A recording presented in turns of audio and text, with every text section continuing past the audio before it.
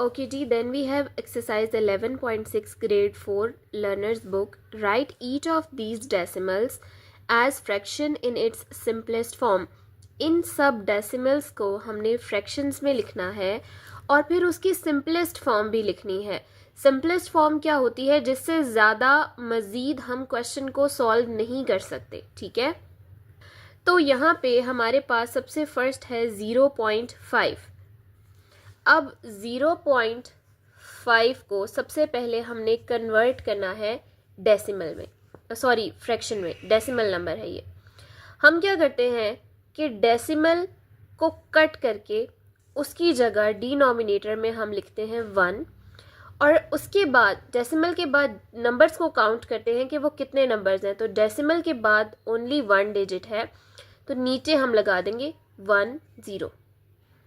अब आपको पता है कि डेसिमल भी ख़त्म हो चुका है, इस ज़ीरो की भी फिर कोई वैल्यू नहीं है. तो हमारी फ्रैक्शन क्या बन गई है? 5/10. But this is not the simplest form. Since we should give our answer in the simplest form, हमने अपना आंसर सिंपलेस्ट फॉर्म में देना है, तो हम इसकी एक इक्विवेलेंट फ्रैक्शन लिखेंगे. हम इसकी कैंसिलेशन करेंगे with the help of table of 5 क्योंकि ये दोनों नंबर 5 के टेबल में आते हैं. 5 1s are 5, 5 2s are 10. So our new fraction is 1/2. तो हमने इसको लिख दिया as a fraction in its simplest form. इसी तरह अब आ जाते हैं बी पार्ट पे. All right, then we have part B 0.15. We can write it as, अब हम डेसिमल काट के उसकी जगह नीचे लिख देंगे 1 और डेसिमल के बाद काउंट करेंगे कितने डिजिट्स हैं. 1 2 2 डिजिट्स हैं, नीचे आ जाएंगे 2 ज़ीरोज़. तो हमारी फ्रैक्शन क्या आ गई? 15/100. अब हम देखेंगे कि ये इसकी सिंपलेस्ट फॉर्म है. नो, क्योंकि ये मज़ीद कैंसिल हो सकता है, मज़ीद इसकी कटिंग हो सकती है with the help of table of 5. दोनों 5 के टेबल में आते हैं.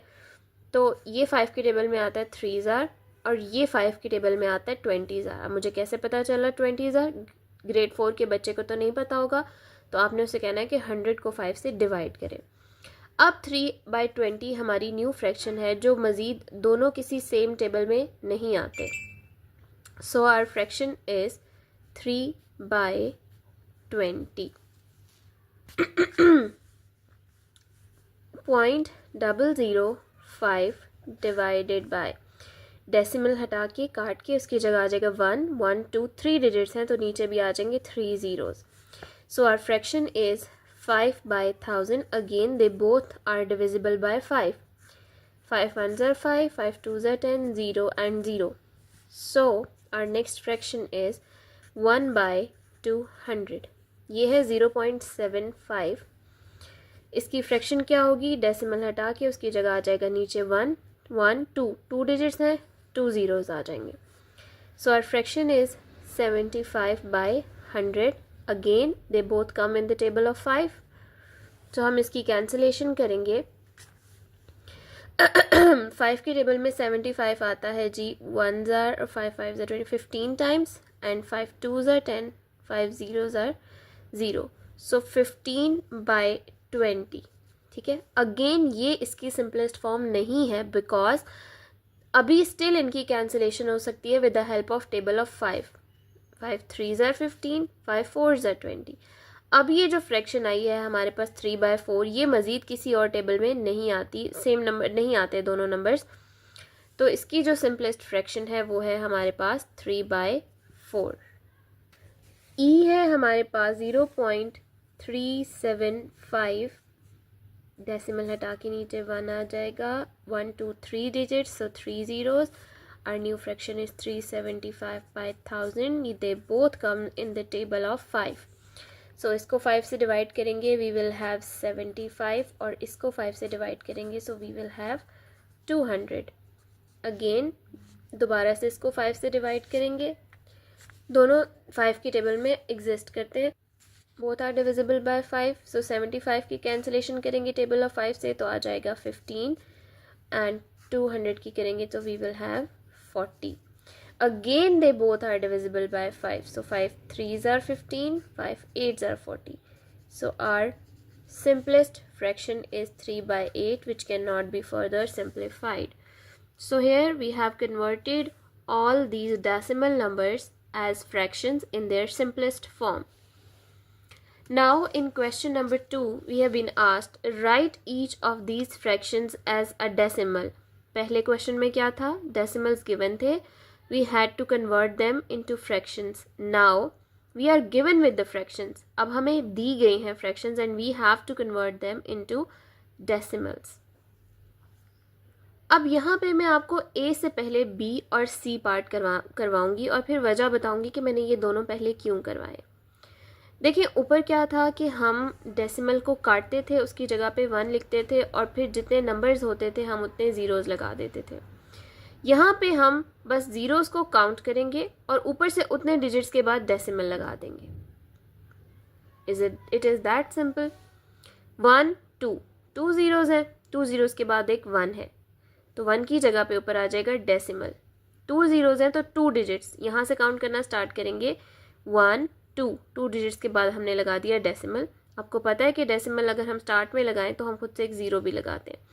तो यहीं पे नहीं करना, आपने इसके आंसर में लिखना है. ठीक है, तो इसका जो डेसिमल है वो क्या है, 0.73 इसकी डेसिमल फॉर्म.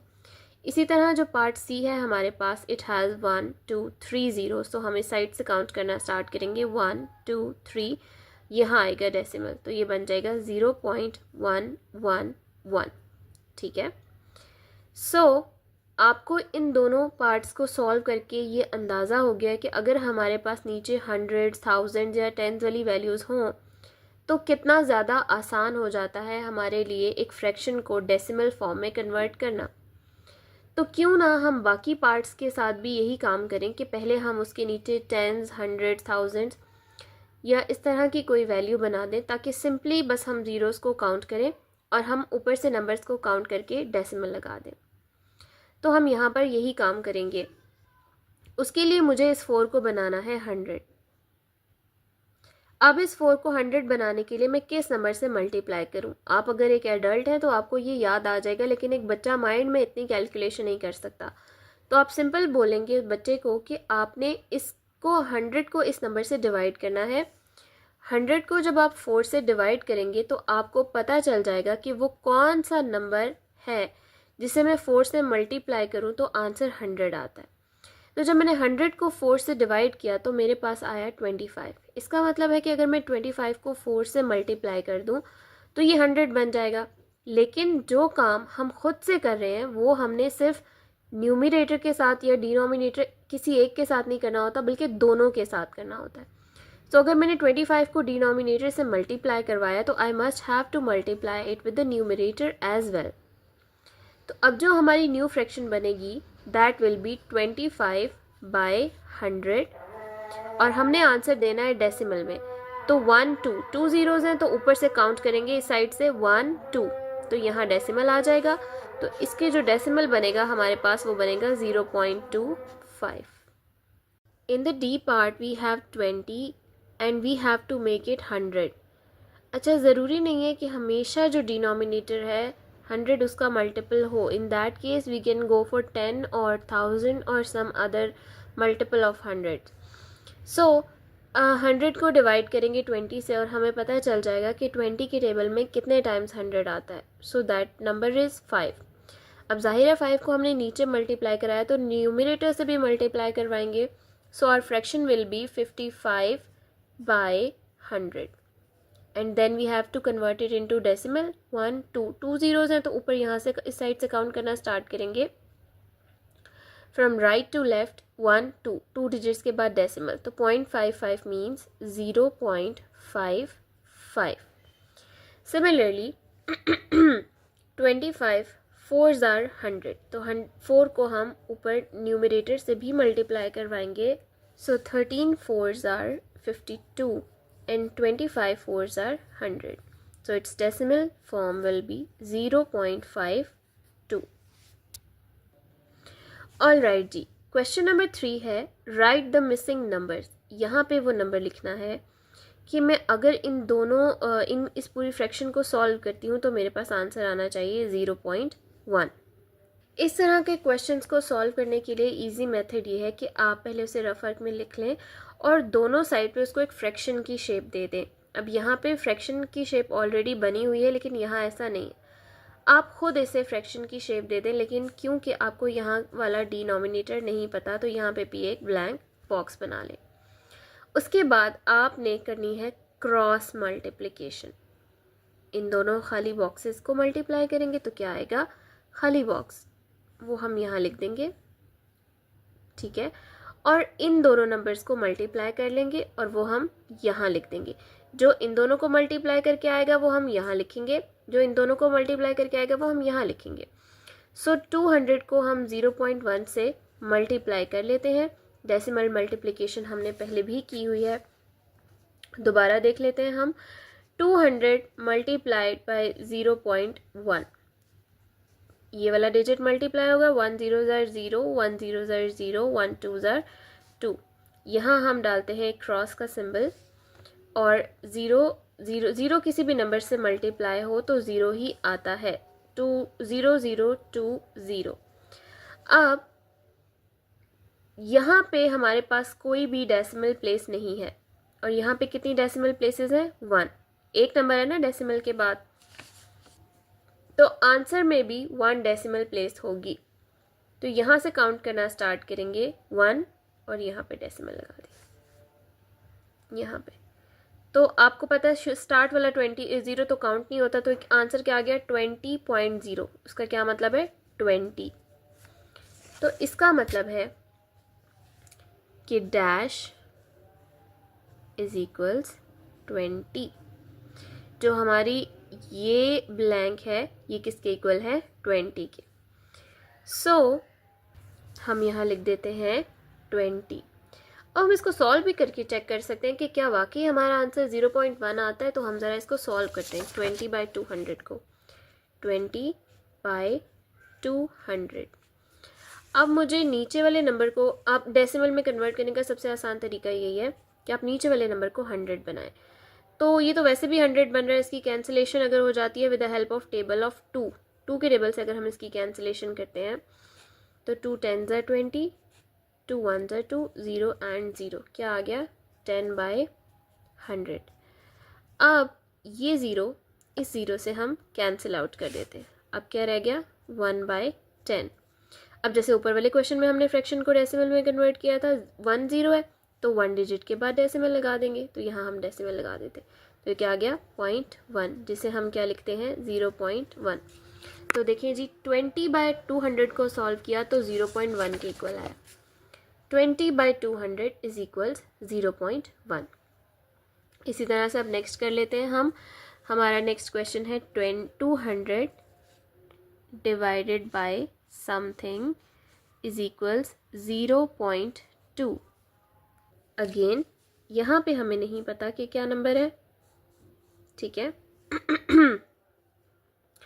अब देखिए, मुझे नहीं पता, इसको मैं 0.2 से कैसे मल्टीप्लाई करवाऊँ, जब मतलब दोनों ही नंबर मुझे नहीं पता, ठीक है। तो अब मैं क्या करूँगी, बिल्कुल इसी तरह जैसे हम नॉर्मल नंबर्स में करते हैं, जैसे यहाँ पे लिखा हो 1 + 2 और यहाँ लिखा हो 3, तो अगर मैं 2 को उस साइड लेके जाऊँगी तो प्लस का इन्वर्स हो जाता है माइनस, तो उधर जाके +2 चेंज हो जाएगा -2 में। इसी तरह जब भी हमारे पास दो फ्रैक्शंस हों और दरमियान में =2 का सिंबल हो, तो अगर कोई नंबर न्यूमरेटर में है तो वो डिनोमिनेटर में चला जाता है, और अगर वो डिनोमिनेटर में है तो वो न्यूमरेटर में चला जाता है। कहाँ गया, डिनोमिनेटर में हो तो वो न्यूमरेटर के साथ चला जाता है। तो यहाँ पे हम क्या करते हैं कि 0.2 यहाँ से इस साइड पे लेकर आते हैं, तो ये आ जाएगा डिनोमिनेटर में, 200 डिवाइडेड बाय 0.2, ठीक है, जिसे हम यूँ भी लिख सकते हैं 200 डिवाइडेड बाय 0.2। अब आपको याद होगा कि फ्रैक्शंस के चैप्टर में हमने एक रूल पढ़ा था जिसको हम कहते थे कीप, चेंज, फ्लिप, ठीक है। तो डिवीजन में ये रूल यूज़ होता है। फर्स्ट नंबर, पहले तो हम इसको ज़रा सुधार के लिखते हैं, 200 डिवाइडेड बाय, इसको फ्रैक्शन की फॉर्म में लिखते हैं, डेसिमल की जगह नीचे आ जाएगा 1, और डेसिमल के बाद एक नंबर है तो 10 यहाँ पे आ जाएगा। और अब हम यूज़ करेंगे keep, change, flip. First number keep, division का साइन होता है चेंज, ये होती है फ्लिप। क्या बन जाएगा 10/2, ये 200 है। अब आपको पता है कि जब दो फ्रैक्शंस, यहाँ 200 के नीचे कोई नंबर नहीं है ना, हम खुद से लिख देते हैं 1। जब दो फ्रैक्शंस मल्टीप्लाई हो रही हो तो कटिंग कर सकते हैं हम क्रॉस में भी और न्यूमरेटर डिनोमिनेटर में भी। सो हम कैंसिलेशन करते हैं, 2 1s are 2, 2 5s are 10। Numerator में 1 1 है, डिनोमिनेटर में 1 1 है, वो ख़त्म हो जाएगा। 200 को 5 से मल्टीप्लाई कर देते हैं, सो वी विल हैव 1000। यानी ये जो मेरी फाइनल कैलकुलेशन थी 200 डिवाइडेड बाय 0.2, इसका आंसर आया है 1000। तो यहाँ पे मैं लिख देती हूँ 1000। अब हमने क्या करना है कि ये वैल्यू, हमने तो ये वाली वैल्यू फाइंड करनी थी ना, जो यहाँ पे बॉक्स, ये वाली वैल्यू, ठीक है। तो हम इसलिए 0.2 को यहाँ पर लेकर आए थे। अब हम 0.2 को यहाँ से, जब एक साइड से डिनोमिनेटर दूसरी तरफ जाता है वो न्यूमरेटर बन जाता है, और अगर वहाँ से न्यूमरेटर आता है तो डिनोमिनेटर बन जाता है। हमने तो ये नंबर फाइंड किया है, तो ये इधर आ जाएगा वापस अपनी जगह पे। तो यहाँ पे क्या आएगा हमारे पास 1000, और डिनोमिनेटर यहाँ से वापस उधर जाके न्यूमरेटर बन के अपनी जगह पे आ जाएगा। सो हमारी जो नंबर हमें रिक्वायर्ड था दैट इज़ 1000। इसको हम चेक करते हैं कि क्या 200/1000 को अगर हम सॉल्व करें तो हमारा आंसर 0.2 आता है या नहीं। तो 200/1000, 1 0 कैंसिल हो गया, 1 मोर 0 कैंसिल हो गया, तो हमारे पास आ गया 2/10। अब 1 0 है तो ऊपर 1 डिजिट के बाद डेसिमल आ जाएगा, तो आर नंबर इज़ 0.2। तो यस, हमारा नंबर 1000 ही आता है। Our calculation is correct. Okay जी, then we have question number 4, which two fractions are equal to 0.6। इनमें से कौन सी दो फ्रैक्शंस हैं जो 0.6 के इक्वल हैं। तो हम खुद पहले इसको लिख लेते हैं और देखते हैं कि अगर मैं इसको फ्रैक्शन में कन्वर्ट करूं तो क्या फ्रैक्शन बनती है। डेसिमल को हटा के उसकी जगह मैं नीचे लिखूंगी 1, और डेसिमल के बाद 1 डिजिट है तो यहाँ पे लग जाएगा 1 0। तो हमारी फ्रैक्शन है 6/10, ठीक है। तो एक तो ये फ्रैक्शन है जो बिल्कुल इक्वलेंट है। अब अगर मैं अपनी इस फ्रैक्शन, जो बिल्कुल ये 0.6 बनती है, इस फ्रैक्शन में यहाँ पे और यहाँ पे 0 लगा दूँ तो उससे कोई फ़र्क तो नहीं पड़ेगा, क्योंकि मैंने ये ऑपरेशन न्यूमरेटर डिनोमिनेटर दोनों में किया है। वापस कैंसिल भी हो जाएगा तो वापस यही चीज़ बन जाएगी। तो तब भी हमारे पास, यानी मैंने क्या किया है, 6/10 को 10 से मल्टीप्लाई करवा दिया, न्यूमरेटर में भी और डिनोमिनेटर में भी। तो एक इक्वलेंट फ्रैक्शन आ गया 60/100। इक्वलेंट फ्रैक्शन का मतलब दोनों बिल्कुल बराबर। तो अगर ये आंसर 0.6 देगी तो इसका आंसर भी 0.6 ही आएगा। दोनों को कैंसिल आउट करेंगे, 6/10 वापस 0.6 के इक्वल होगा। So this is also equivalent to 0.6. Now here are 5 digit cards. Use all the cards to complete this statement. अच्छा जी, तो अब इसमें कोई ट्रिक नहीं यूज़ हो रही। अब इसमें आपको थोड़ा सा नंबर्स को खुद देखना पड़ेगा सॉल्व करके। पहले मैंने 5 को लिया और मैंने 5 को सब नंबर्स से डिवाइड करके चेक किया, तो कोई भी ऐसा नंबर नहीं आ रहा था जिसमें ये बाकी सब डिजिट्स यूज़ हो रहे हो, क्योंकि यहाँ पे लिखा है यूज़ ऑल द कार्ड्स। हमें हर सूरत में सब कार्ड्स को यहाँ पे लाजमी लिखना है, या कोई नंबर यहाँ पे या यहाँ पे, बट ये सब 5 के 5 कार्ड्स इन 5 बॉक्सेस में यूज़ होने चाहिए। उसके बाद मैंने 4 को डिवाइड किया सारे नंबर्स से, अगेन 2 को डिवाइड किया सारे नंबर्स से, एंड देन 1 को डिवाइड किया सारे नंबर्स से, डेफिनेटली 0 को छोड़ के, क्योंकि 0 से कोई भी नंबर डिवाइड नहीं हो सकता है बट आंसर इन्फिनिट आता है। तो फिर मैंने जब 1 को डिवाइड किया 4 से, 1 डिवाइडेड बाय 4 विच मीन्स 1/4। अब मैं 1 को डिवाइड करती हूँ 4 से, तो definitely 1 is a smaller number, ये 4 से डिवाइड नहीं हो सकता, तो मुझे यहाँ चाहिए 0। लेकिन यहाँ 0 लाने के लिए मुझे ऊपर भी एक डेसिमल लगाना पड़ेगा। और आपको पता है कि डेसिमल को प्लेस करने के लिए स्टार्ट में एक ज़ीरो लगाना ज़रूरी होता है। अब ये बन गया 10। Now 4 2s are 8, 10 minus 8 is 2। अब डेसिमल हम लगा चुके हैं, एक ज़ीरो हम बगैर किसी भी डेसिमल को प्लेस किए, और सॉरी बगैर किसी ज़ीरो को प्लेस किए हम 1 ज़ीरो यहाँ लगा सकते हैं। सो 4 5s are 20। So the answer is 0.25। तो देखें 1 और 4 दोनों पहले ही यूज़ हो गए थे, 0 2 एंड 5 हमारे पास आंसर में आ गए। So this is the correct way. Question number 6, 3 children talk about equivalent fractions and decimals। 3 बच्चे हैं जो बात करें कि equivalent fractions और decimals के बारे में। बदीहा says 40/100 is equivalent to 0.4। बदीहा कह रही है कि 40/100 इस डेसिमल के बराबर है। Alaya says 1/4 is equivalent to 0.4, जबकि अलाया says कि 1/4 इज इक्वल्स टू 0.4। अच्छा, अच्छी बात यह कि 1/4 हम ऊपर अभी सॉल्व करके आए हैं, तो हमें पता है कि ये 0.4 के इक्वल नहीं है, बल्कि it is equals to 0.25। And Gulshan says 4/10 is equal to 0.4। Who is correct? Explain your answer. अच्छा, this is not correct, Alaya is not correct, ये तो हमें पता है। 40/100 को जब हम इसकी एक इक्विवेलेंट फ्रैक्शन लिखते हैं तो इसकी एक इक्विवेलेंट फ्रैक्शन 4/10 भी है, जो कि ये है। और आपको पता है कि नीचे एक ज़ीरो है, तो ऊपर एक डिजिट के बाद डेसिमल आ जाएगा, तो ये 0.4 ही बनता है। It means she is correct. और अगर ये दोनों फ्रैक्शंस इक्विवेलेंट हैं तो ये भी 0.4 ही बनेगा। She is also correct. So Badiha and Gulshan both are correct. हम एक्सप्लेनेशन में लिखेंगे Badiha and Gulshan are correct because वो दोनों करेक्ट, दोनों इसीलिए करेक्ट हैं क्योंकि उनकी जो फ्रैक्शंस हैं वो आपस में इक्वलेंट हैं। Because 4/10 is equivalent to 40/100।